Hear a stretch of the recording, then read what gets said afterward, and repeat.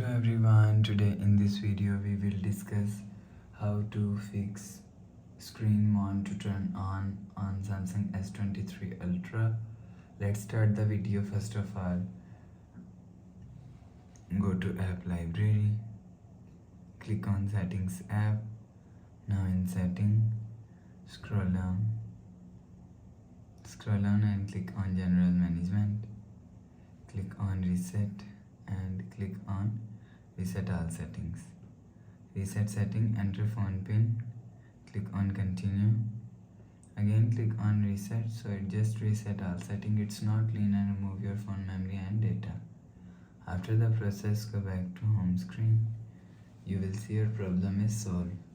But if it not solved, if you want to fix this problem, restart device, just click and hold side power button and click on this restart icon. Again tap on this restart icon, your phone is restarted. After restarting, enter phone pin. You will see your problem is solved. But if it's still not solved, click on settings app. Now in setting, scroll down and click on general management, click on reset and click on factory data reset.